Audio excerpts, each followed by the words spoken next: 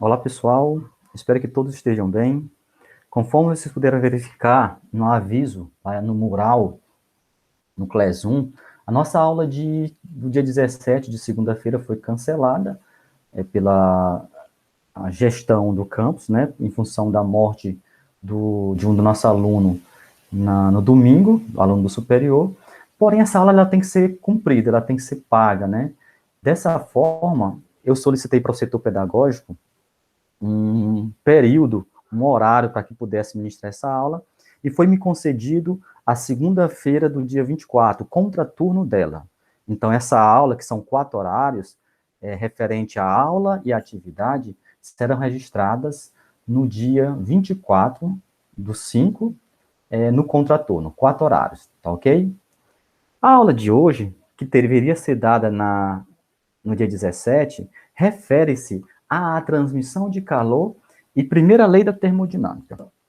Basicamente, a definição de calor é tido como uma energia térmica em trânsito. E aí, quando você fala em transmissão de calor, é como se tivesse uma redundância, né? Transmissão, como calor é transmissão, né? É trânsito, ficaria transmissão da transmissão de energia.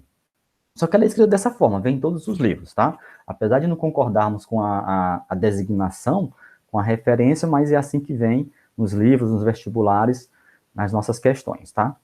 E a primeira lei da termodinâmica refere-se à relação da quantidade de energia, a quantidade de calor fornecida a um determinado sistema, que nós vamos ver no decorrer da nossa aula de hoje.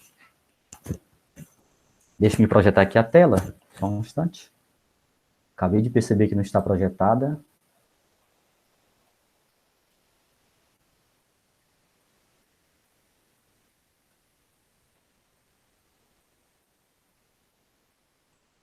Agora vai.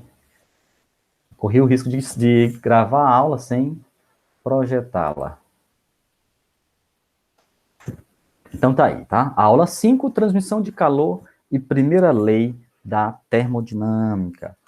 Basicamente, quando se fala em transmissão de calor, nós devemos definir 3 meios de transmissão. O primeiro a ser definido é a radiação, tá? Esse meio, ele tem esse meio de transporte, essa transmissão, ela tem uma peculiaridade. Todos eles têm.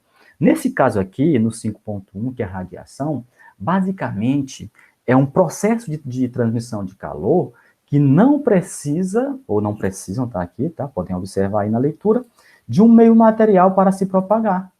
Se propaga sem precisar desse meio material, tá? Isso se dá por quê? Porque essa propagação se dá através de ondas eletromagnéticas, tá? E é por esse processo que a luz do Sol chega até a Terra.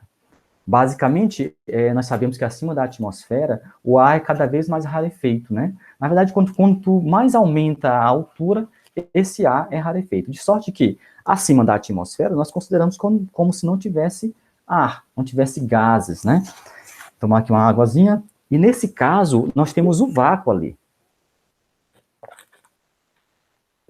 Mesmo assim, a luz do Sol consegue se propagar nesse meio, ou seja, ela não precisa de um meio material para se propagar. Nós temos aí um exemplo do elemento que a gente usa na nossa casa no dia a dia, que é de uma garrafa térmica, né? E ela consegue, no caso, isolar o café, ou o chá, ou a água gelada lá dentro, através das suas paredes espelhadas, que eu estou circulando agora, ó, a designação. Nesse caso, por ter a parede espelhada, a radiação, quando vem, ela reflete nessa parede, tá? Reflete e volta. No caso, refletir é voltar, né? Ela não penetra na parede. Tanto um calor, uma quantidade de calor muito energético, quanto uma quantidade de calor com a menor energia, né? De sorte, por exemplo, que se o elemento, a substância que está dentro da garrafa tiver uma temperatura maior, ela não vai receber ou ter contato com a temperatura menor através da radiação. Tá ok? Os outros dois envolvem os outros processos de propagação, mas eu vou agora explicar no decorrer dos slides, tá? Que é a tampa que veda, no caso, e ela impede, por exemplo, a condução, e a questão do vácuo entre a parede espelhada, tá? E a parede do material plástico, ela impede a convecção. Mas vamos ver. Então, o segundo que a gente destaca é a condução. Nesse caso, as particularidades desse meio é que ele precisa de um meio material, tá? E a propagação de calor se dá de partícula a partícula, de molécula a molécula. Basicamente, uma molécula está na sua posição central, ela recebe a excitação através de quantidade de calor, ou seja, eu começo a queimar, forneço quantidade de calor. Naquele ponto, ela vibra, ela toca na molécula, na partícula vizinha, e volta para o seu lugar, mas fica vibrando só ali. A vizinha vibra novamente, que recebeu quantidade de energia, toca na da direita e assim por diante. E dessa forma se dá a propagação de calor. Ele sai de uma extremidade, de uma barra de ferro, por exemplo, e chega a outra extremidade. Tá? Isso através de molécula a molécula. Mas aquela molécula inicial, ela continua na sua posição, só vibrou, tá? Mas ela não sai, ela não se desloca da sua posição para uma outra posição. E eu lembro de um experimento que nós fazíamos no antigo CETECMA, que também funcionou a Univima, que era um experimento em que você colava, tá? Anexava através de... Pegava uma vela, derretia ela, pingava com essa vela sobre a barra e colava os pinos, os parafusos, tá? Conforme é descrito no nosso desenho. Você ficava, no caso, você fixava, no caso, a quantidade que você queria. No caso aqui, nós temos 4 pinos, 4 parafusos, né? Chamado de percevejos também. E após fazer isso, você começava a aquecer uma extremidade dessa barra, tá? De forma que você percebia que ao aquecer essa extremidade, o primeiro pino é o que se soltava inicialmente, o que estava mais próximo do ponto que você queimou, do ponto que você aqueceu. Na sequência, o segundo pino, o terceiro pino e, por último, o último pino. Ou seja, a propagação, ela se dava de partícula a partícula. Nesse caso, é impossível o último pino cair primeiro. Por quê? Porque ela tem que passar de partícula a partícula, caindo primeiro, o segundo, o terceiro e, por último, o quarto, tá? E existe uma forma de calcular essa velocidade, esse fluxo de propagação. Essa quantidade, representada por φ, que é a letra grega, tá? Representa o fluxo, ela é calculada pegando a quantidade de calor fornecida, tá? A variação fornecida, pela quantidade de tempo. Quando você divide um pelo outro, você tem o fluxo. Esse fluxo é dado em W, em watts, tá? Watts, tá? E aí eu posso calcular também esse fluxo de calor através de uma fórmula que representa as particularidades daquele material. Por exemplo, se a barra for feita de alumínio, eu vou ter uma propagação específica. Já se for feita de ferro, já vai ser uma outra propagação, porque tem os materiais que são maiores condutores que outros. Essa especificidade do material é representada pela letra K minúscula, tá? Onde esse K ele representa a condutividade térmica. Na sequência, nós temos o S. Esse S vem de superfície ou secção transversal, que é a área, nós podemos observar aqui na figura em rosa, essa secção transversal, é como se eu fizesse um corte na barra, né? Vou até desenhar aqui a barra um pouquinho maior. Eu tenho aqui uma barra, eu fiz um corte nela, essa área que eu estou destacando, que eu estou pintando, é a área de secção, representada por S, superfície, tá? ΔT é a variação de temperatura, e esse D, a distância, representa exatamente a espessura do material que eu estou utilizando para se propagar calor. No caso aqui, a distância seria o ponto entre a chama, o início da chama, e o primeiro percevejo. No caso D, eu chamaria de D1. Aí depois, a mesma distância entre o fogo, no caso a chama, e o segundo percevejo, chamarei de D2 e assim por diante. Então, essa espessura é a distância da onde o fluxo de calor está partindo para onde ele vai chegar, tá? Então, eu tenho aqui especificado que a letra S é a área de secção normal e a letra D é a espessura do material, ok? O nosso segundo processo é a condução. Percebam que ele precisa de um meio material para se propagar. Quase não sai aqui, né? Ficando gago. Para se propagar. mas a partícula continua no mesmo local, ela só vibra, tá? E o último é a nossa convecção. A convecção também precisa de um meio material para se propagar, tá? Porém, o transporte da energia se dá junto com o transporte da matéria. Isso é muito observado em em fluidos, tá? Ou fluidos. Por exemplo, o ar e um líquido que é fervido, tá? Nesse caso aí, imagine, por exemplo, uma situação desse quarto agora em que eu estou, dessa sala, em que ao ligar o ar, eu percebo que o ar que sai desse ar-condicionado é frio e ele é jogado na parte de cima, tá? De sorte que, pelo nosso desenho, ao ser jogado na parte de cima, o que vai acontecer? Ele é mais pesado, ele vai descer. Ao descer, nós temos um contato com aquele ar mais próximo ao nosso corpo que está mais quente. Esse ar mais quente tem uma densidade menor. Tendo uma densidade menor, ele vai para cima, vai ser expulso para cima, e esse espaço embaixo vai ser preenchido pelo ar frio que desceu, que depois vai esquentar em contato com o nosso corpo, em contato com o ambiente. E novamente vai seguir uma nova ejeção de ar frio, tá? Esse ar frio vai descer e vai fazer sempre essa quantidade de ar nessa sala circular, tá? Sempre substituindo o ar quente pelo ar frio. Sempre, sempre. Então, o ar, ele é essencial para ser colocado na parte de cima daquela sala, ou de uma sala específica.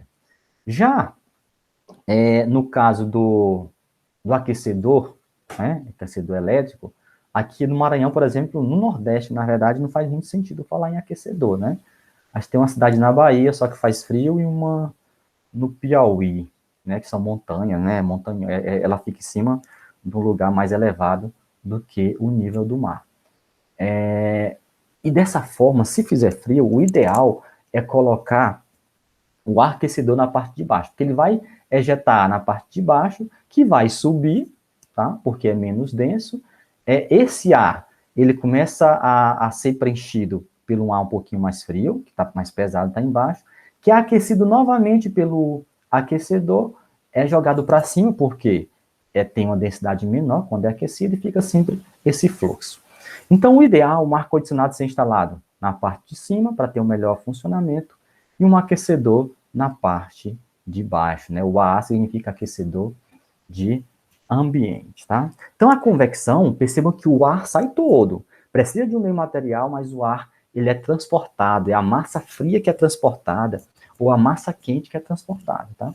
É igual, por exemplo, quando você ferve bota uma água para ferver dentro de uma vasilha, quando começa a aquecer, a água quente sobe e a fria desce, fica sempre naquele fluxo. Isso acontece também no fluido, que no caso é a água. Tá? Então, nós temos três processos: a radiação, que não precisa de meio material, a condução, que precisa de meio material, mas a condução se dá partícula a partícula, e a convecção, que não precisa de que precisa de meio material, mas essa condução, esse transporte se dá através da própria massa. A massa toda se desloca. Tá? E aqui quando se fala em convenção, tem uma característica bem peculiar, que são as brisas marítimas e brisas terrestres, tá? Isso se dá pela condução. A brisa marítima é formada por ventos diurnos que sopram do mar em direção ao continente. Então, eu tenho aqui um ar saindo do mar para o continente. E por que isso acontece? Acontece inicialmente porque a areia da praia, ou continente, ele possui um Czinho, né? Lembra lá do que macete? Ó? Coloca aqui. Que macete. Esse Czinho aqui, ó, que é o calor específico, ele é menor na areia do que na água. Na água é aproximadamente 1. Ele é 0, alguma coisa aqui no caso. Né? Não interessa o valor, mas interessa saber que ele é menor, e ele é muito menor, não é pouquinho. Tá? O que vai acontecer? A areia vai esquentar mais rápido. Ao esquentar mais rápido, eu tenho um ar quente aqui, menos denso, que vai subir. Vai subir, por quê? Porque ele é menos denso. Tudo que é menos denso fica em cima. Ao subir, ele vai encontrar uma massa de ar que já existe aqui em cima, e vai haver uma concentração de ar, tendo uma pressão maior aqui nesse ponto. Tendo uma pressão maior, horizontalmente falando, esse ar, por difusão, ele é expulso para a região de ter menos pressão. Tá? E aqui, novamente, acumula-se uma pressão maior, ok? Essa pressão maior expulsa agora para baixo, onde já saiu esse ar que estava aqui, esse ar frio. É preenchido, então, por esse ar que está circulando. A partir desse ponto aqui, ó, vou chamar aqui de ponto A, ponto B, ponto C, ponto D. Do D para o A, novamente acontece a reinicialização do ciclo, fazendo sempre próximo à superfície o ar sair do mar para o continente. Então é por isso que é mais fácil sair do mar num barco à vela durante o dia, porque nesse caso ele vai sobrar sempre para o continente. E a brisa terrestre é o contrário. Durante a noite, a areia, tá aqui, ó, ela vai esfriar mais rápido, tá? Ou seja, ela vai mudar de temperatura muito rápido. Ela esquenta muito rápido, ela esfria muito rápido. E durante a noite, a água está perdendo quantidade de calor, porque ela adquiriu durante o dia. Ela começa a soltar quantidade de calor. De sorte que o ar que sai da água durante a noite, ele é quente. Ele vai subir, vai encontrar, vou chamar aqui do ponto A, tá? Vai encontrar o ponto B, que tem a concentração de pressão. Nesse ponto B, a pressão estando maior, ele vai se deslocar horizontalmente para a região sobre o continente. Há um acúmulo novamente de pressão que desce porque está mais pesado. Ao descer, ele desce sobre o continente, ponto C, para o ponto D. E como está saindo, está sendo emitida a quantidade de ar sobre a água, esse ar precisa ser preenchido, que é pelo ar frio que está sobre a Terra. Perceba que o processo é inverso durante a noite. Então, durante a noite, é mais fácil entrar no mar, num barco à vela. Por quê? Porque o vento vai soprar jogando você para dentro do mar. Então, de certa forma, os pescadores usam esse artifício, né? Eles saem durante a noite para pescar, os pescadores profissionais, e voltam durante o amanhecer, porque durante a noite é fácil entrar no mar. Por quê? Porque eu vou ter uma brisa terrestre, e durante o dia é fácil sair, porque eu vou ter uma brisa marítima, tá empurrando ele para fora do continente.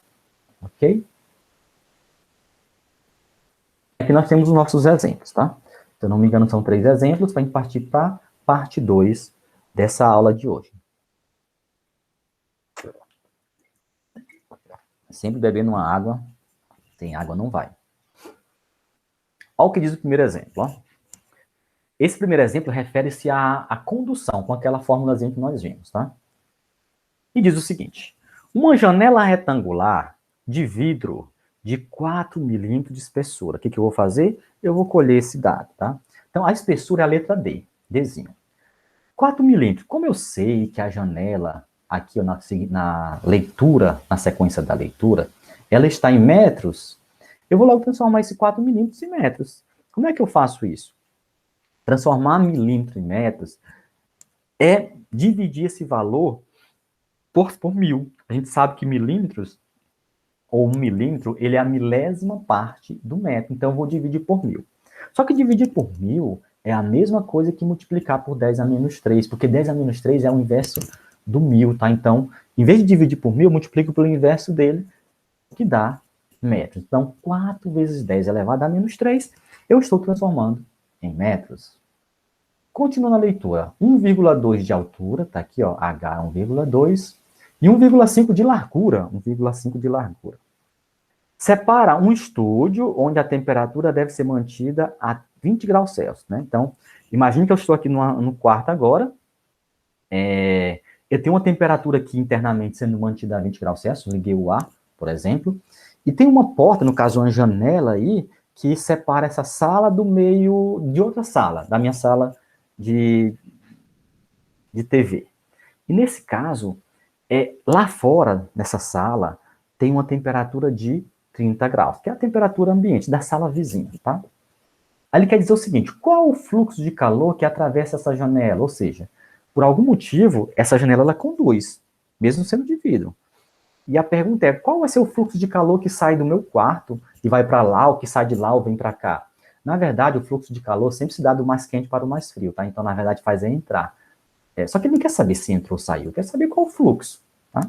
Então, vamos lá. A letra A, mais uma observação. A temperatura da sala 2 é igual a 30, que acabei de comentar, né? Sendo que embaixo, ó, observem aí, ó, dados. A condutividade térmica do vidro é KV a 0,8. O volume do ar no estúdio é 20 metros cúbicos. A densidade do ar é 1,3. E o calor específico do ar é 720. Por enquanto, eu não vou utilizar todas essas fórmulas, tá? Mas se eu entender no decorrer da resolução, que é na letra B, que eu vou utilizá-las todas, tá? Vamos lá? Então, anotei aqui, ó, o volume do ar, a densidade do ar e o calor específico do ar. Vamos para a letra A? Olha, eu vou utilizar na letra A, o φ é igual a quantidade de calor sobre o ΔT, né? Sendo que eu tenho o K, o S, o ΔT e o D. Como é que eu tenho isso? Vamos colocar aqui. Primeiramente, o K está bem claro para nós que ele vale 4,8. Deixa eu mudar aqui a cor da caneta. Para destacar melhor. Vale 0,8. Eu falei 4, eu acho, né? Vale 0,8. Então, eu coloquei 0,8 aqui no lugar do K. Vou riscar aqui. 0,8. A superfície ele não deu, mas ele deu para nós a área, as laterais, a altura e largura da janela. Como a janela é retangular, como é que eu calculo a área de um retângulo? Pegando a base vezes a altura. No caso, a base vai ser igual a 1,5 e a altura 1,2. Tá? Então, 1,5 vezes 1,2 é a minha área. O que mais? Faltou agora a variação de temperatura. A variação de temperatura ΔT é sempre a maior menos a menor. 30 menos 20, tá? Que o fluxo, no caso, vai ser sempre positivo. Eu nunca pego, não é a questão de final e inicial. Aqui é maior menos menor. E dividido pelo D. O D vale 4 vezes 10 elevado a menos 3, tá? Basta multiplicar. Vamos lá multiplicar? Olha, 1,5 vezes 1,2 vezes 0,8 vezes 30 menos 10, 30 menos 20 é 10, então vezes 10 vai dar 144, vai dar 14,4, ok? E aí eu vou repetir o 4, 10 elevado a menos 3.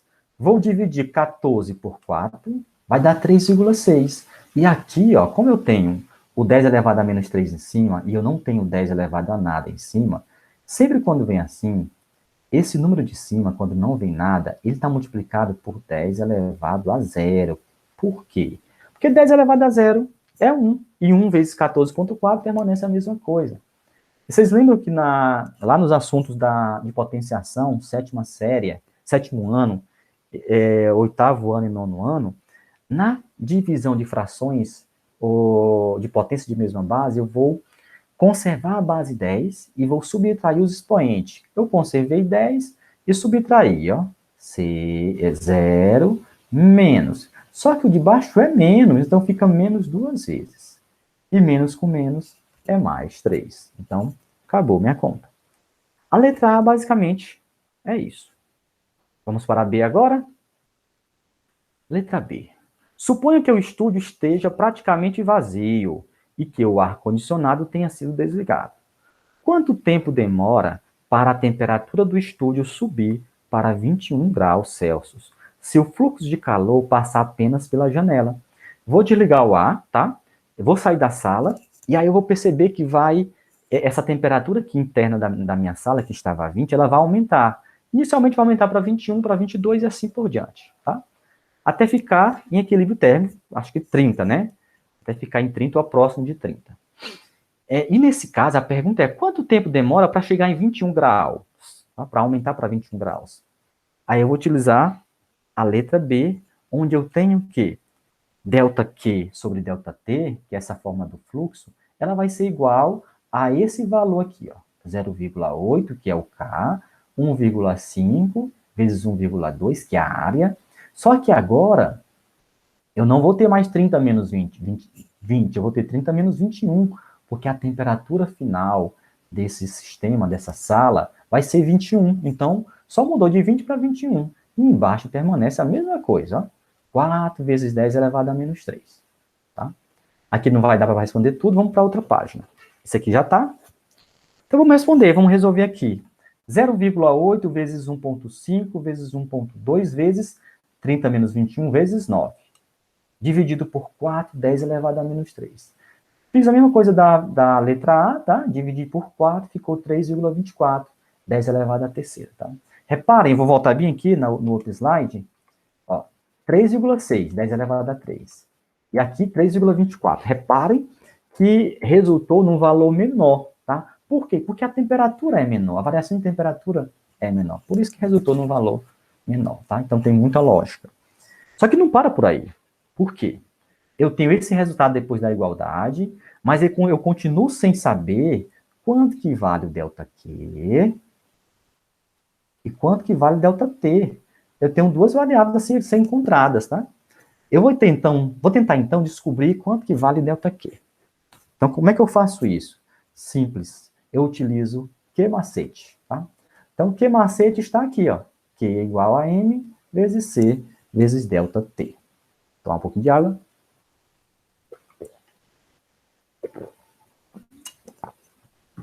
Continuando. Tem um impasse aqui, ó. Eu tenho C, ok. Eu tenho ΔT, ok. Mas a casa caiu para mim porque eu não tenho M, ó. Não tenho M. E aí como é que faz? Só que o danado aqui, ele deu pra gente a densidade, né? E nós sabemos que densidade é igual a massa sobre volume. Nós aprendemos isso, o quê? No sétimo ano, né? Muito tempo atrás, né? Mas a gente vem mastigando todo o tempo, né? E geralmente no primeiro ano vocês veem também isso aí em física, em química, tá? Então, a nossa densidade é calculada pegando a massa sobre o volume. Vou colocar o 1 aqui embaixo e fazer cruz credo, ó. Meio pelos extremos. 1 vezes m é m. Densidade do ar vezes o volume é densidade do ar vezes o volume. Então, eu vou descobrir o m. Quem que é m? A densidade eu tenho, vale 1,3. E o volume eu também tenho, que vale 20. Basta multiplicar 1,3 vezes 20. Eu vou encontrar 26 quilogramas. Pronto, não tem mais segredo. Volto, então, lá em Q macete. Quer ver? Q macete vai ser igual a M, que é 26. O calor específico do ar é 720. E o ΔT é 1. Professor, mas tem alguma coisa errada aí, professor. ΔT, 30 menos 21 não é 9? 30 menos 21 é 9, que eu saiba. Até ontem era. Não era 1, né? Por que 1? Porque nesse caso, eu vou considerar a variação de temperatura dentro do próprio quarto, tá? O que de mudança houve naquele quarto, que eu estou analisando? Houve a mudança de temperatura de 20 para 30. O sistema considerado é o quarto. Então, a temperatura sai de 20 para 21. E 21 menos 20 é igual a 1, tá? Já no outro de cima, ele compara dois ambientes, por isso que é 30 e 21, tá? Então, vamos lá? 26 vezes 720 vezes 1 dá 18.720 joule, tá? Agora ficou fácil, eu vou voltar nessa fórmula de cima. Vamos lá? Olha, ΔQ sobre ΔT é igual a 3,24, 10 elevado a 3. Eu vou colocar, então, o valor que eu encontrei aqui. Que é a mesma coisa que ΔQ, porque eu estou partindo do ponto zero, tá? Então, ficou 18.720 dividido por ΔT é igual a 3,24, 10 elevado à terceira. Levando o ΔT para depois da igualdade, fazendo cruz credo, e trazendo 3,24, olha o resultado que eu tenho. Ó. Ao dividir 18.720 por 3,24, eu encontro, na verdade, 5.777, tá? Esse 7 não tem. 5.777 vezes 10 elevado, como esse 10 elevado à terceira vai ficar embaixo, ele fica negativo, tá? Por quê? Porque eu tenho em cima, eu tenho 10 elevado a zero, e como é uma divisão, dividido por 10 elevado a 3 positivo. Mas quando eu conservo a base 10, eu subtraio os expoentes 0 menos 3. Professor, mas no de baixo não tem menos 3. Que história é essa? Mas é pela regra da subtração, da divisão que vira subtração, tá? 0 menos 3. Menos 3. Tá? Então, por isso que fica 5.777 vezes 10 elevado a menos 3. Nesse caso, eu vou voltar aqui, ó, 3 casas para eliminar esse menos 3. Ó. 1, 2, 3. Quando eu faço isso, eu tenho que somar aqui mais 3. E menos 3 mais 3 é igual a 0. 10 elevado a 0 não precisa colocar. Então, meu resultado vai ser 5,77 segundos. Ou seja, desliguei o ar, sair, demora quase 6 segundos para a temperatura já aumentar, né, quase que de imediato, 1 grau, indo de 20 para 21. Pronto, nosso primeiro exemplo, basicamente é só isso, tá? Ele envolve condução. O nosso segundo exemplo, como o próprio nome já diz, em cima, envolve convecção, tá?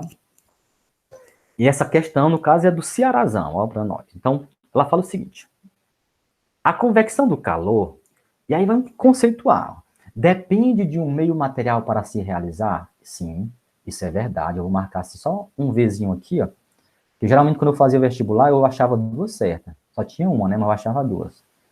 Era aluno ainda novinho, né, não estava ainda treinado em algumas coisas, mas acontece, tem concurso da gente achar 2, 3 certas de 5, né, aí você vai conjecturando primeiro, ó, marquei aqui como verdadeiro, ela pode ser minha opção de marcar. Vamos ver mais? Ela explica a propagação de calor nos meios sólidos? Não, isso é mentira. Por que não? Porque nesse caso, quem explica a propagação de calor é a condução, tá? A convecção é em fluidos, né? Em gases e em líquido. Ela explica como chega à Terra o calor do Sol de forma alguma. Quem explica isso é a irradiação. Falei lá no comecinho. Falso. Raramente em meios fluidos ocorre somente menos, né? Senão não ocorre. Beleza. Porque, como eu falei, geralmente no vestibular a gente encontra 2, 3 que a gente jura que é certa, jura que é a correta, e aí tu fica na dúvida das 3, tu parte para outra. Responde a outra no finalzinho, tem pouco tempo para fazer, tu vai ter que, se tu não tiver certeza, vai ter que arriscar numa das 2 que você deixou como verdade, né? Que você diminui a chance de errar, né? Você aumenta a sua chance de acertar nesse chute. É um chute mais ou menos bem encaminhado, né? Não é às escuras, tá? E a próxima questão é de Minas Gerais. Ela fala o seguinte: com o intuito de preservar o meio ambiente e também fazer economia em edificações de algumas regiões do país, têm sido utilizadas caixas de leite longa-vida ou de sucos que são aluminizados em seu interior para fazer a forração de telhados e com isso conseguir temperaturas mais agradáveis. Essa utilização se justifica por causa, e aí eu vou completar. Basicamente, essa situação se coloca, por exemplo, abre o leite longa-vida, a caixinha dele, e essa parte de fora, ela é espelhada, né? Ele até fala aí, aluminizada, né? É muito parecido com as mantas que estão utilizando hoje em dia.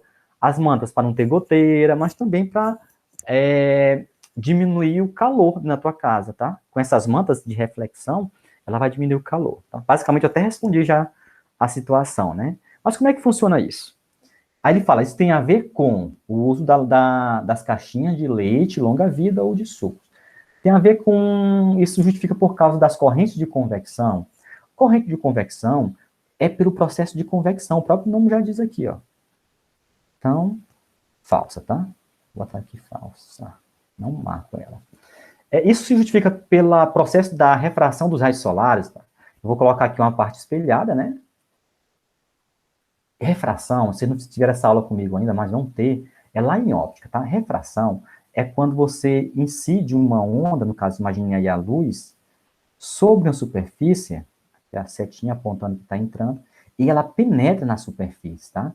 Por exemplo, quando você joga um feixe de luz dentro de uma piscina, você consegue ver até uma determinada distância, profundidade, esse feixe de luz. A própria luz do sol, você consegue ver o fundo de uma piscina, porque a luz do sol penetra. Então, refração é penetrar, sair de um meio para outro, tá?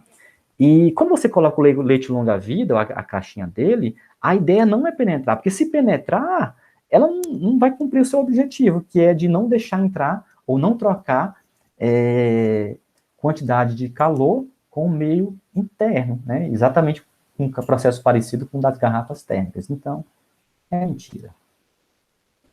Ela se justifica por causa da difusão do calor por toda a superfície.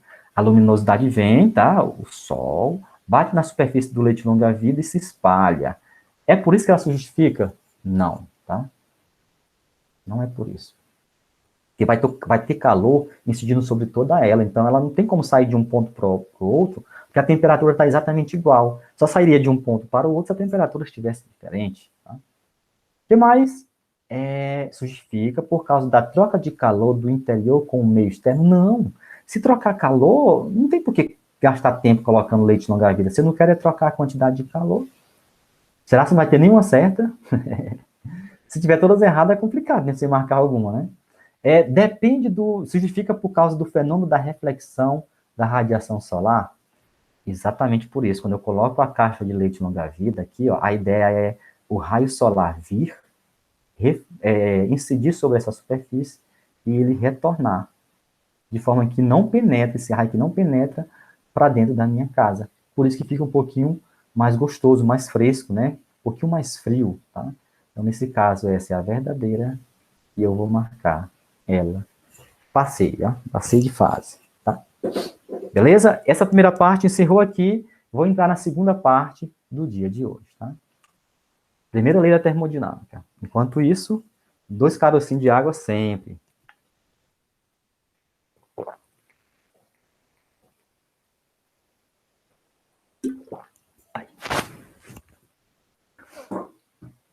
Simbora. Estamos prontos para continuar, tá? Qualquer coisa, se ficar alguma dúvida em relação a essa aula, vocês podem me procurar na segunda, que vai ter aula síncrona, aula ao vivo, né? Então, a gente conversa sobre isso também, tá?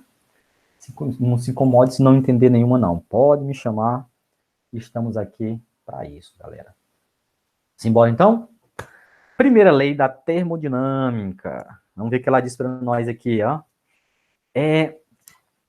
Vamos imaginar aí uma situação, quando eu falo em primeira lei termodinâmica, um gás aprisionado, né? Num pote, num vasilhame, num balde, tá? E eu utilizo esses potes, esses recipientes, para estudar os fluidos, tá? E basicamente, quando se fala em primeira lei da termodinâmica, eu vou estar tendo contato com esses fluidos. Aqui no caso, o que está acontecendo? Eu tenho uma situação inicial, aqui à esquerda, e aí eu estou concedendo quantidade de calor para esse recipiente. Quando eu forneço quantidade de calor, que é energia, o que vai acontecer com ele? Ele vai, então, colidir com as paredes do recipiente, colidir com a parte de cima e de baixo, e como a parte de cima ela é um êmbolo, ele vai aumentar a sua altura. Quando ele aumenta a sua altura, nós podemos dizer que ele realizou o trabalho, tá? Lembre-se aí, que vocês foram meus alunos do primeiro ano, que nós falamos que trabalho, vou colocar bem aqui no cantinho, vocês não vão lembrar não, mas eu vou lembrar para vocês, tá? Trabalho, tal, né, letra T, ou letra tal, é igual a força vezes deslocamento, tá? Então, vezes o cosseno do ângulo, né, mas quando eu considero como sendo zero, cosseno do ângulo, vou botar aqui, se o ângulo for zero, o cosseno de zero é 1, então F vezes D. É a mesma coisa que quando eu falei lá na minha aula do primeiro ano, quando você está com uma altura X, alguém pede para você segurar um peso. Se você segurar esse peso, você está botando força, você está cansando, mas no conceito físico, tu não está fazendo trabalho não está fazendo nada ali. Por quê? Porque não houve deslocamento. Para acontecer o trabalho, precisa de uma força, mas também um deslocamento, tá? O núcleo é a origem da máquina térmica. E a origem da máquina térmica é o cilindro, com fluido nele contido, e o êmbolo que pode subir e descer. Então, basicamente, quando eu vou estudar uma máquina térmica, eu vou estudar sempre esse cilindro com esse êmbolo se movendo, que é aí que eu vou medir o trabalho realizado pela máquina térmica. A ideia de uma máquina térmica é nos ajudar na realização de trabalho, tá? Por exemplo, quando eu coloco não máquina térmica, mas uma máquina qualquer, coloco um boi, ele puxando, por exemplo, aquele objeto de arar a terra, tá? De arar da terra, automaticamente eu estou utilizando as forças dele para me ajudar. No caso da quantidade de calor também, tá? Eu vou usar uma máquina térmica para poder me ajudar. Um exemplo disso, Os veículos. O veículo é uma espécie de máquina térmica, o motor dele, porque ele usa a queima do combustível para mover cilindros, e esse movimento de vai e volta do cilindro provoca um movimento de giro, no caso, dos eixos, que provoca o movimento dos pneus, o giro dos pneus. Então, o motor de um veículo é uma máquina térmica. Eu estou ajudando para me locomover. Tá? E aqui eu tenho que a definição da primeira lei da termodinâmica, que diz que num sistema isolado, termicamente, a energia total permanece constante, tá? Ou seja, quando eu forneço quantidade de energia a esse cilindro, e ele foi isolado termicamente, essa quantidade de energia, a energia total, permanece constante.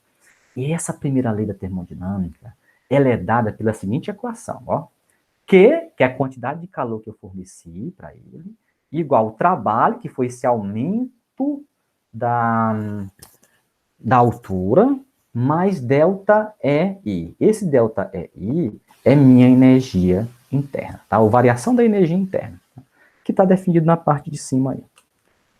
Próximo slide. Nesse caso, como a energia interna é uma grandeza escalar, tá? E no sistema a energia pode ser acrescida ou subtraída, há sempre dois sinais possíveis para a parcela. A energia ela pode ser positiva e ela pode ser negativa. Quando que eu sei que a energia é positiva? Quando eu retiro energia desse sistema. Por exemplo,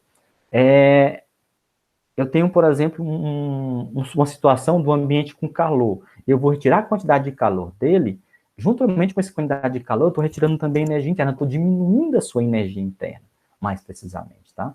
Então, ela pode ser positiva e pode ser negativa, tá? Uma outra situação, a quantidade de calor, destacado aí em vermelho, dentro do fundo aí amarelo, a quantidade de calor que ela pode ser positiva, ela é positiva quando Q maior que zero, obviamente, e nesse caso o sistema recebe calor. Eu estou fornecendo quantidade de calor para um sistema, aquela quantidade que eu forneci é positiva. E ela pode ser negativa quando o sistema fornece calor. Por exemplo, eu retirei quantidade de calor de um sistema, ele está perdendo quantidade de calor, ele vai ser negativo, tá? Essa designação de sinais, ela é importante, porque quando eu jogo na fórmula aqui, ó, Q é igual a trabalho mais delta E, na fórmula não vem nem positivo nem negativo. Vou sinal demais aqui, ó. Se o calor é negativo, eu tenho que colocar ó, menos, um exemplo, menos 20, ó. Eu tenho que colocar menos 20. Às vezes acontece, eu lembro que na prova do ano passado, os meninos e meninas erravam essa questão, colocavam um sinal de menos, onde deveria ser mais. E como é que você sabe? Olhando para essas informações, ó. A quantidade de calor é positiva quando o sistema recebe calor, óbvio. E negativa quando ele perde, né? Ou ele fornece quantidade de calor. A mesma coisa, o trabalho. O trabalho é positivo, maior que zero, portanto, quando é realizado pelo sistema. Por exemplo, eu tenho um ambiente, tem um sistema em que recebeu quantidade de energia e ele, ó, ele aumentou, tá aqui do ladinho, ele aumentou a sua altura, tá, ó, ele foi de um ponto qualquer para uma altura maior. Eu percebo que, nesse caso, houve um aumento de altura e houve um trabalho. Esse trabalho, ele é dito positivo porque o sistema realizou o trabalho, o sistema expandiu, tá? Professor, mas como é que seria o trabalho negativo? Se ele partisse desse ponto 2 e fosse para o ponto 1. Em que situação isso acontece? Quando eu pego, por exemplo, uma seringa e eu vou comprimir ela, ao comprimir, eu estou diminuindo o volume e eu, Fredson, estou realizando um trabalho sobre ele, tá? Do 1 para o 2, o trabalho é dito positivo. Do 2 para o 1, o trabalho é dito negativo. Isso é muito importante, porque quando eu falar, por exemplo, o trabalho é igual a 10, mas foi realizado sobre o sistema. Ele tem que vir aqui, ó, menos 10. Não vai estar no enunciado menos 10, não. Você tem que saber a sacada de quanto que é menos 10, quanto que é mais 10, tá? Então, a primeira lei da termodinâmica requer o cálculo do trabalho, tá? Então, assim, o que eu vou analisar? Eu vou analisar essa situação da primeira lei, que é essa fórmula, e eu vou ter que analisar, no caso, o trabalho e a energia interna, bem como da quantidade de calor. Tá? Então, o que diz aqui? A primeira lei da termodinâmica requer o cálculo do trabalho, da quantidade de calor e da energia interna do sistema termodinâmico. Como esse sistema, ou esses sistemas, são quase sempre gases encerrados em cilindros, com êmbolo móvel, é essencial calcular cada uma dessas variáveis nessas condições, tá? Então, vamos lá, próximo slide, aprender como calcula cada situação. Temos aqui, inicialmente, o trabalho. Como é que eu faço para calcular o trabalho? Nós já vimos no primeiro ano que trabalho é igual a força vezes deslocamento vezes o cosseno do ângulo alfa, tá? Tá aqui, ó, eu estou aplicando uma força para cima para achar o trabalho. Uma outra observação, eu vou desenhar aqui embaixo, depois eu apago. Imagine um cilindro, tá? Nós estamos falando muito de cilindro, com um volume qualquer. Um volume qualquer. Como é que eu calculo o volume desse cilindro? Ó? Eu vou calcular esse volume desse cilindro pegando a área da base, que está embaixo, tá? A área da base, e multiplicar pela altura. É assim que eu calculo. Quem era da base? Nesse caso é um círculo, tá? Mas não interessa para nós não, por enquanto. Mas é a área da base vezes a altura. É a mesma coisa aqui, ó. Eu coloco que esse volume aqui, ó, destacado em amarelo, agora eu estou riscando em azul, ele representa o volume, ou ΔV. Esse ΔV eu calculo de que forma? Ó, com a área da base vezes a altura. A área da base é A, e a altura aqui está sendo dada por D, tá? A distância. Uma outra observação que eu sempre cito, tenho aqui uma caneta, e eu vou aplicar a mesma força nas duas extremidades da caneta. Eu percebo que onde tem a ponta da caneta, minha mão dói mais, e ela penetra mais. E ela penetra por quê? Porque existe uma relação entre a pressão, que é dada por P igual a F sobre a pressão e a força. Quanto maior a força, maior a pressão. Quanto maior a área, menor a pressão. Opa, como é que isso funciona, professor? Imagina uma situação, por exemplo, que você está caminhando na lama descalço, tá? Quanto maior o pé que você tem, ou o sapato que você vai usar, né? Imagina que você coloca, por exemplo, um sapato, você calça 38 e bota um sapato de número 42. O teu pé vai afundar menos, porque a área, ela é maior. Então, a área é inversamente proporcional à pressão. Olha, imagine, por exemplo, uma bicicleta tentando andar na lama, né?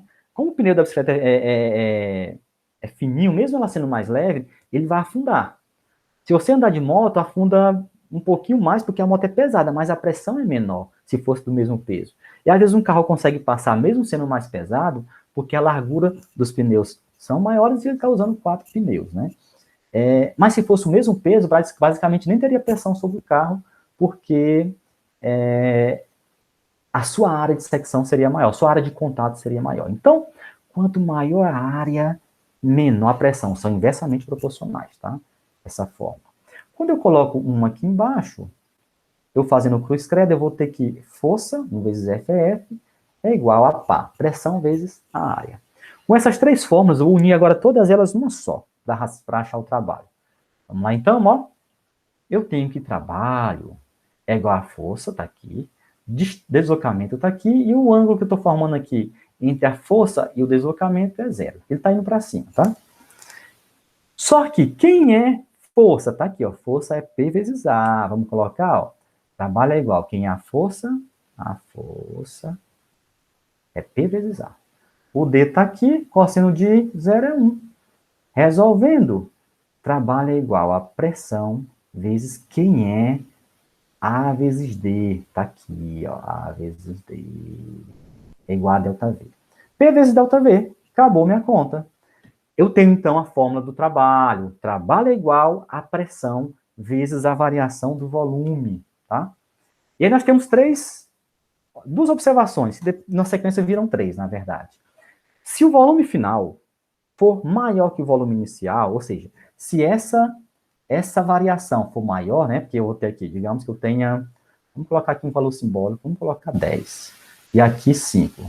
Se o volume final, que é 10, for maior que o inicial, que é 5, eu vou ter uma variação, ΔV, ó, 10 menos 5, igual a 5. E 5 é maior que 0, então eu vou ter uma variação maior que 10. Vou apagar aqui, isso implica em dizer, galera, meu trabalho, ele é positivo. Então, o trabalho depende da variação do volume, tá ok? A variação do volume sendo positivo, o trabalho é positivo, tá? Mas se acontecer outra situação, se o volume final for menor que o inicial, aí eu vou ter o contrário, eu vou ter um ΔV menor que zero e automaticamente terei um trabalho também menor que zero, tá? Trabalho negativo, ok? Eu não coloquei aqui, mas eu poderia ter colocado, e eu vou colocar porque eu costumo colocar isso em prova, tá? Então, é a dica do dia. Se VF for igual a V inicial, isso significa dizer que não houve variação de volume, ou seja, ΔV é igual a zero. E nesse caso, se ΔV é igual a zero, isso implica em dizer que trabalho é igual, não houve trabalho, é igual a zero. Então, se eu colocar assim, na prova, qualquer tarefa minha, considere uma transformação em que ela se dá a volume constante. O nome disso a volume constante é isocórica, ou isométrica, ou isovolumétrica. É a mesma coisa para uma coisa, são três nomes para uma coisa só. Tá? E se eu falar assim, calcula o trabalho, não tem trabalho. Por que não tem trabalho? Porque o ΔV é zero, não tem variação. Tá? Essa fórmula eu utilizo toda vez que a pressão é constante, for uma só. Mas se a pressão não for constante, que é o caso dos gráficos aqui, ó, quando a pressão não é constante, eu vou ter uma pressão 1 e uma pressão 2, elas não são iguais. Ó. Ele sai de um V1 vai até V2. Como é que calculo o trabalho aqui, professor? Eu calculo o trabalho calculando a área da figura formada. Ó. A área da figura é igual ao trabalho. Nesse caso aqui, eu tenho uma curva bem diferente do que nós vimos no dia a dia. Isso aqui é mais utilizado no superior quando a gente estuda derivadas ou integrais. Mais precisamente, integral, tá? Mas não é o nosso tema de hoje, não. Vocês verão isso só no superior, tá? Como trabalhar com integral. Mas nesse caso à direita, nós temos uma coisa já que é palpável, que pode ser calculada, onde a pressão ela não é constante, PI e PF. Como é que calcula essa área aqui? Ó? A área é igual ao trabalho. Isso aqui é a área de um trapézio. Eu não coloquei a área de trapézio. Mas como é que eu calculo a área de um trapézio? Vou colocar assim, ó, a área tra. Vai ser a base maior, Pzão, mais a base menor, Bzinho,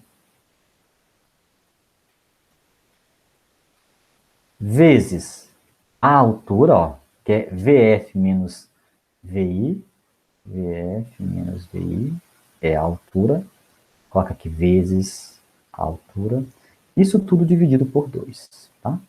Então, eu vou calcular a área do trapézio dessa forma, que é o meu trabalho. Acho que tem um exemplo que vamos abordar sobre isso, lá a gente pratica direitinho. Nós já definimos já o trabalho, agora falta definir, de acordo com a fórmula da primeira lei da termodinâmica, agora a quantidade de calor, tá? Nós vamos considerar aqui, por exemplo, duas situações. Uma situação que não tem êmbolo, que o volume é constante, e uma situação em que tem o êmbolo, mas a pressão é constante. O que nós podemos observar aqui? No primeiro item, no primeiro desenho, na primeira figura, em que o volume é constante, eu percebo que quando eu aqueço esse sistema, as partículas começam a se agitar e colidir entre si. Tá? Mas como o volume não aumenta de tamanho, automaticamente, aumenta de tamanho é meio redundante, ele não aumenta só, né? Automaticamente eu percebo que essa temperatura vai aumentar, que eles vão colidir cada vez mais uns com os outros, e esse movimento, essa colisão, aumenta a temperatura. E o que acontece? A temperatura ela aumenta mais rapidamente, tá? Do que quando eu estou trabalhando a pressão constante, tá? O volume aumenta e diminui, isso aqui, ó. Então, o volume aumenta e diminui, mas a pressão não aumenta nem diminui, fica constante. Nesse caso, a temperatura... Eu não coloquei aqui o nome. A temperatura aumenta timidamente. Menos lentamente, né? Vamos colocar lentamente. Lentamente. Ou seja, eu tenho a mesma situação, só que com transformações diferentes, que a temperatura aumenta mais do que um outro. Quando isso acontece, isso é relacionado com o calor específico da substância. Lembra que quando nós pegávamos, por exemplo, 1 litro de água e 1 litro de leite para aquecer, um ferve mais rápido do que o outro. isso está ligado com sua característica do Czinho, lá do Q-macete, tá? Então, nesse caso, o gás é aquecido a volume constante e o gás é aquecido a pressão constante. O primeiro a volume, o segundo a pressão. Como o calor específico mede uma espécie de inércia do corpo, a variação de temperatura, o calor específico do gás deve ser menor a volume constante do que a pressão constante. O mesmo gás tem a mesma substância, tem um C diferente quando é a volume constante e quando é a pressão constante. Então, nesse caso, nós percebemos que esse CV, calor específico molar volume constante, ele é menor do que o CP, que significa calor específico molar pressão constante, tá? Esse calor específico é dado por Q, lá do Q macete sobre N delta T, tá?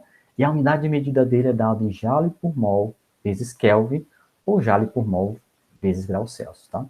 E aí, como é que nós vamos descobrir esse Czinho, ou calcular a quantidade de calor?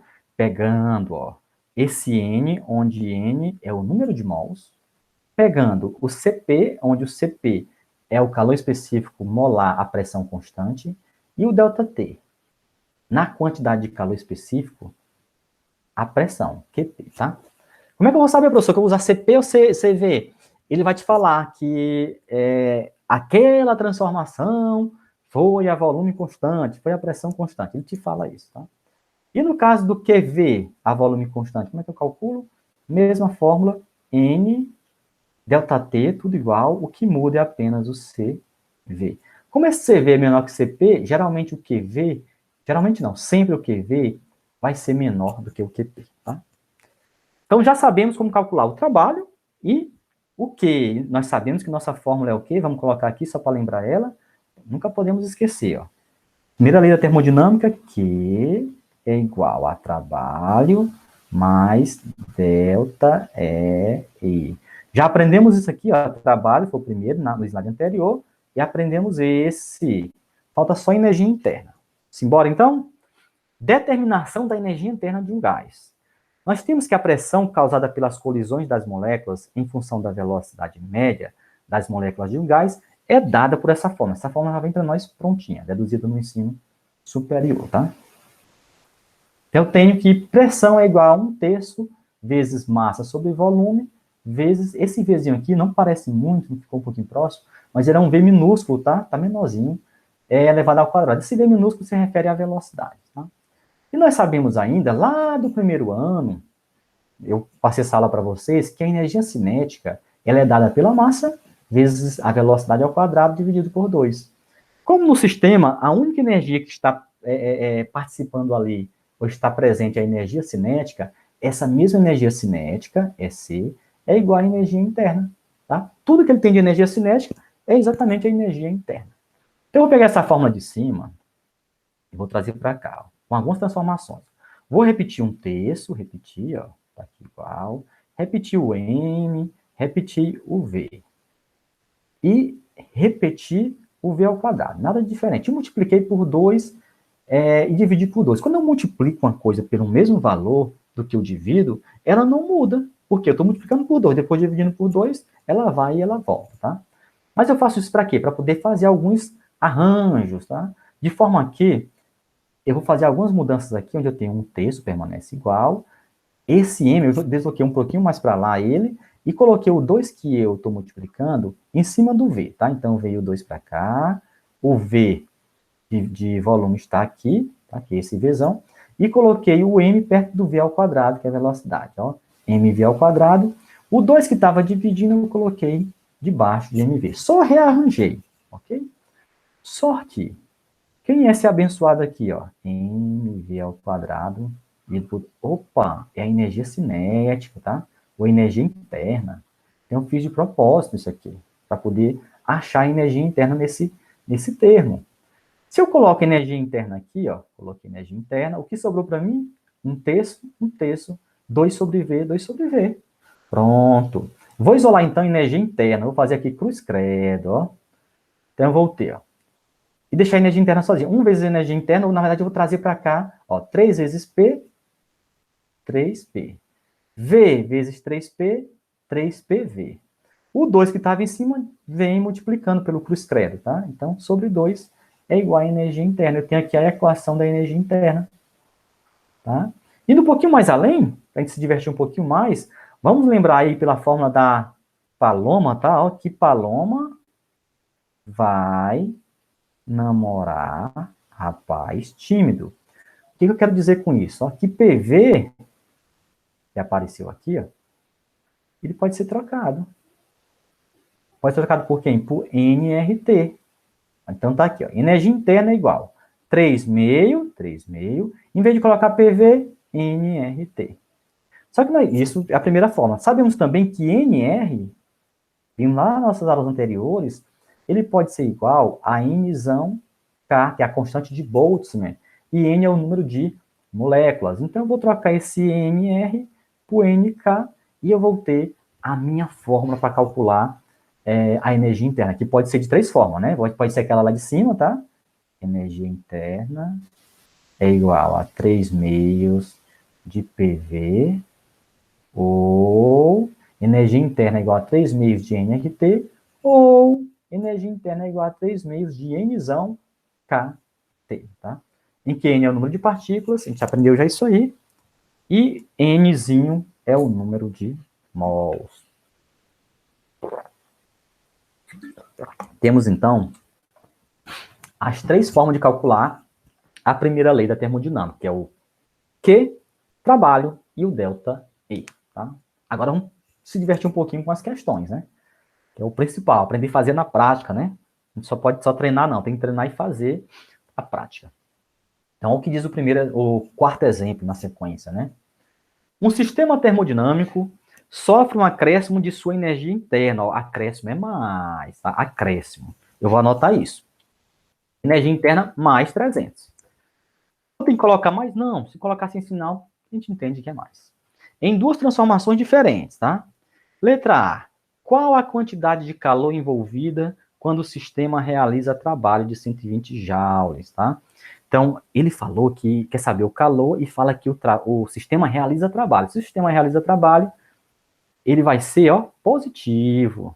E eu quero saber a quantidade de calor. Aí depois tem outra pergunta que a gente vai resolver no final, tá? Vamos primeiro se ater essa primeira parte. Vamos lá pela primeira lei da termodinâmica. Q é igual a T mais delta EI. Q é igual a 120 mais 300. Moleza, Q é igual a 420. Eu coloquei isso na prova do ano passado e a galera, às vezes, não essa questão especificamente, errou porque se enrolou no sinal, tá? Você não pode se enrolar no sinal. Aí tá o grande lance, você tem que interpretar direitinho para não errar, tá? Resposta é simples, só que se você errar um sinal, tchau, né? E a segunda parte da pergunta, ela é absorvida ou cedida pelo sistema, tá? Ela é absorvida porque é positiva, então vamos colocar assim, ó, bem aqui embaixo. O positivo, ele recebeu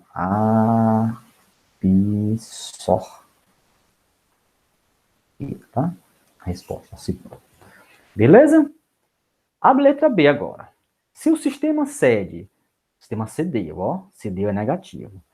60 joules de calor para o ambiente, vamos anotar isso aí, ó. Letra B, o sistema cedeu. Menos 60. Perceba que na leitura, ele não fala que é menos, mas fala que cede, então cede menos. Aí que tá o grande lance, aí que tá o pulo do gato, tá? Você não pode vacilar nessa parte, não. O que mais? Para o ambiente,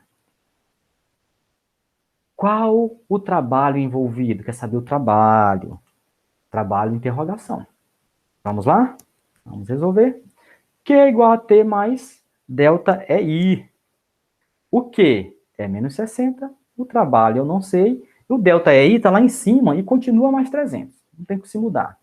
Vamos isolar o T, passa o 300 para o outro lado da igualdade e ele vai negativo. Então fica T igual a menos 300 menos 60, dá menos 360. Acabou. Aí ele pergunta outra coisa. Cadê meu mouse? Esse trabalho foi realizado pelo sistema ou sobre o sistema? Pelo sistema é quando o sistema expande, o trabalho é positivo. Sobre o sistema é quando o sistema é realizado sobre o sistema, no caso, quando ele diminui o seu volume, tá? Eu ia usar outra palavra aqui, esqueci, mas era quando o sistema é comprimido, tá? Essa é a palavra que eu queria ter utilizado. Nesse caso, é sobre, tá? Sobre o sistema, sobre. o sistema, porque é negativo. Ele diminui de tamanho. Pronto, a quarta questão só é essa. Vamos para a próxima. Temos abaixo o gráfico P versus V, da transformação de um sistema termodinâmico.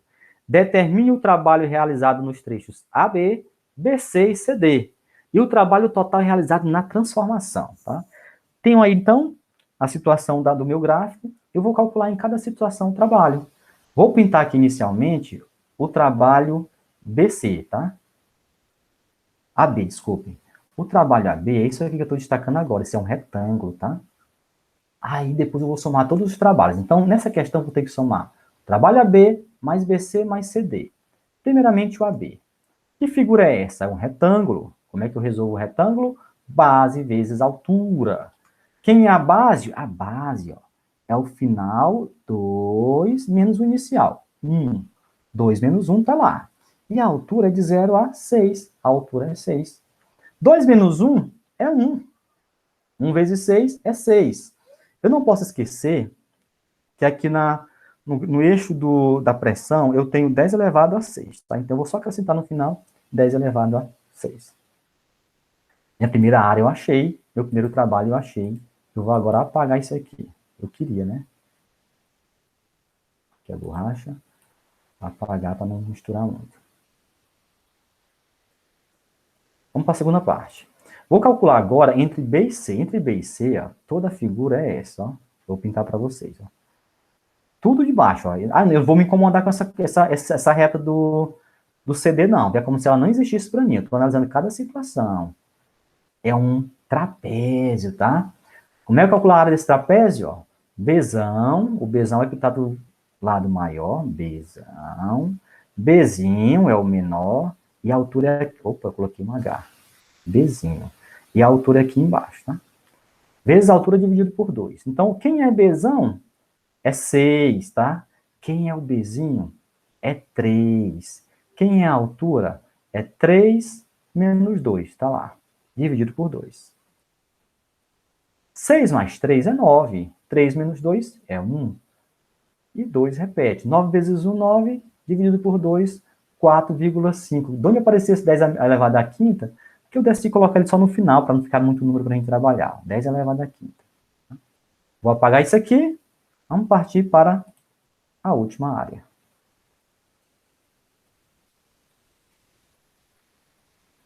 A última área, pintando ela aqui, ó, também é um trapézio, tá? Com uma observação, perceba que a setinha em todas elas estava aumentando, ó, o volume, tá? Agora não, agora está diminuindo, essa setinha é importante, ó. Tem que olhar se ela estiver diminuindo, o trabalho tem que ser negativo, tá? Vamos ver agora. A área de CD é igual a B mais H vezes, B mais Bzinho, aliás, vezes H dividido por 2. Bzão, aqui, ó, Bzão é 3, tá lá. Bzinho é 2, tá? Tá aqui. E a altura, ó, você pode colocar assim, a altura, professor, é fácil. É 3 menos 2 igual a 1 positivo. Não, se tu fizer isso, a casa caiu total, tá? A altura sempre é o final menos o inicial. Percebam que o final é 2. Como é que eu sei disso? Por causa da setinha que está para a esquerda e para baixo. Então, será 2 menos 3. É aqui que entra o menos 1 que transforma o trabalho em negativo. Então, 2 menos 3 sobre 2. Simbora, 3 mais 2, 5. 2 menos 3, menos 1 dividido por 2. Dá menos 5 dividido por 2, menos 2,5. Aí sempre conserva o 10 elevado à sexta, tá? Não esqueçam disso. Pagando aqui. Nem precisaria, a gente vai repassar de slide, né? Mas vamos lá. Já comecei. Vamos somar agora tudo, o trabalho total. Soma tudo. Soma que eu falo assim. O que está negativo a gente subtrai, mas o termo somar é conservando ele dentro do parênteses e o somar por fora, né? Então, 6, 10 elevado a 6, tá? Eu coloquei 5 aqui, mas está errado. Foi mal. Aqui é 6. Mais 4, 10 elevado a 6. Menos 2, 10 elevado a 6. Vai ser, ó. 6 mais 4,5, 10,5. Menos 2,5 dá 8, 10 elevado a 6 joule. Então, meu trabalho realizado aqui total foi 8, 10 elevado a menos 6 Joule, tá? Acabou minha conta. Ok? Se ficar alguma dúvida, na próxima aula a gente pode tirar, que é na segunda-feira. Exemplo 6. Sexto exemplo. Ó, trabalhamos já com trabalho, né? Agora vamos para a quantidade de calor. Olha o que diz para nós aqui. Um cilindro com 5,4 mol de hélio a 300 Kelvin é aquecido a 500 Kelvin. Determine a quantidade de calor absorvida pelo hélio. Quando? Vamos colher os dados. Ó. O N, que é o número de mols, é igual a 5,4. Temperatura inicial 300. Temperatura final 500. Ele quer saber a pressão, quando a pressão é mantida constante. Ó. Sendo que o CP, a pressão constante é 20,8, o CV 12,5, tá? Então, letra A quer saber o quê? A quantidade de calor. Ó. Q mais 7, só que agora esse M vira um N de número de mols. E eu vou utilizar CP, porque ele falou que a pressão é constante. Vamos lá? Q é igual. O número de mols é 5,4, o CP 20,8 vezes 500 menos 300 igual a 200. Basta multiplicar. 5,4 vezes 20,8 vezes 200 dá 22.464. Arredondando, tá? Eu voltei aqui no caso, ó, uma casa e coloquei notação científica. 1, 2, 3, 4. Arredondando 2,246, eu chamei de 2,25. E aqui 10 elevado a 4, isso aqui é um elevado, tá? Esse danado aqui ficou embaixo, mas não. É um expoente, tá? 10 elevado a 4. Ok? Letra B, então. A letra B é a mesma coisa, só que eu vou mudar de CP para CV. Vamos lá? Vamos nessa. Q igual a NCV delta T. Vai ficar 5,4, que é o mesmo valor, agora 12,5 vezes 200. Obviamente tem que ser um valor menor que esse, né? Porque o termo é menor. Então vamos lá, vai dar 13.500. Colocando em notação científica, ó, uma casa, duas casas, três casas, quatro casas. O professor precisa colocar em notação científica? De forma alguma, não precisa. Mas fica mais belo, mais cientificamente falando, mais correto, colocando em notação científica, tá? Então, 1,35, novamente eu vacilei aqui, esse 4 aqui desceu, ele é um expoente, 10 elevado a 4. 1,35, 10 elevado a 4. Morreu, foi conta. O 6 já foi. Vamos beber um pouquinho de água mais. Acreditem, é água, tá? E vamos embora. Sétimo exemplo. Eu acho que é o último exemplo, não tenho certeza. Olha o que diz para nós. No exemplo anterior, nós fizemos agora, o sexto, determinamos a quantidade de calor necessária para elevar a temperatura de 5,4 mols. Isso é verdade. De hélio de 300 para 500. Aqui é para junto, tá? Para 500. Obtendo 2,25, 10 elevado a 4, foi nossa letra A pressão constante, e 1,35, 10 elevado a 4 foi nossa letra B, a volume constante. Nessa situação, determine a variação da energia interna do sistema. Vamos ver? Vamos escolher os dados aqui, ó. Na verdade, os dados estão lá em cima, nem precisa, né? Eu fiz isso aqui direto. E a variação da energia interna é calcular a energia inicial, a energia final e subtrair uma da outra. Não tem erro, vamos lá? Primeiro a inicial. 3,5 de nRT. 3 meios, quem que é o N? Nós já vimos que é 5,4, 5,4. Quem que é o R? Está aqui embaixo, ó, 8,31. E quem que é o T inicial? É 300 Kelvin. Já está em Kelvin, não precisa transformar. Então, multiplicando 3 vezes 5,4 vezes 8,31 vezes 300 e dividindo por 2, eu vou encontrar 20.193,3. Posso colocar em notação científica, voltando aqui, ó. 1, 2, 3, 4. 20,01933 e é 10 elevado a 4. E aí eu posso arredondar esse valor, né? Para 20,020 ou 20,02, 10 elevado a 4, que é o mesmo número. Só arredondando, colocando apenas duas casas decimais após a vírgula. Tá? E o final, mesma coisa. Energia interna final é 3,5 de NRT, porém esse T agora ele muda. Fica então 3,5, 5,4, 8,31 e agora 500. Multiplicando a parte de cima, dividindo pelo 2, eu tenho 33.655,5. Colocando notação científica, 1, 2, 3, 4, 3,36, 555, 10 elevado a 4, arredondando, 3,37, 10 elevado a 4. Faltou só colocar aqui uma paradinha chamada J, tá? Que é o Joule, eu vacilei, Joule, tá? Então, basta subtrair agora uma da outra. Vamos lá, ó. Delta EI vai ser igual a final menos a inicial, que fica 3,37, 10 elevado a 4, menos 2,02, 10 elevado a 4. Isso resulta em 1,35, 10 elevado a 4 joules. Tá? Letra B. O trabalho realizado pelo sistema a pressão constante. Ó, nós temos a energia interna. Temos a quantidade de calor, primeira lei da termodinâmica. Vamos lá nela? Olha ela aí, ó. Q igual a T mais delta energia interna.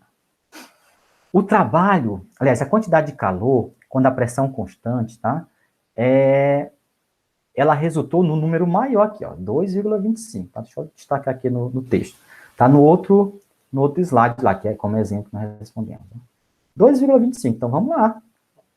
Que, antes disso, vamos isolar aqui o T, que eu quero descobrir. Vou trazer o delta E para antes da igualdade, ele vem negativo igual a T. Dando um tapa na questão, eu tenho que T é igual a Q menos delta EI. Agora ficou moleza, ó. A quantidade de calor está aqui em cima, 2,25, 10 elevado a 4, menos a energia interna, ela é igual para os dois. 1,35, 10 elevado a 4, tá? Ah, não, tá aqui embaixo. Ah, mas coincidentemente é o mesmo valor, né? Então, menos 1,35, 10 elevado a 4. Subtraindo 0,9, 10 elevado a 4, joule. Achei o trabalho. E o segundo trabalho? Letra C. O trabalho realizado pelo sistema a volume constante. O que vai mudar? Vai mudar que agora, em vez de utilizar 2,25, eu vou utilizar 1,35. Mas percebam que a energia interna é a mesma, tá? Vamos lá?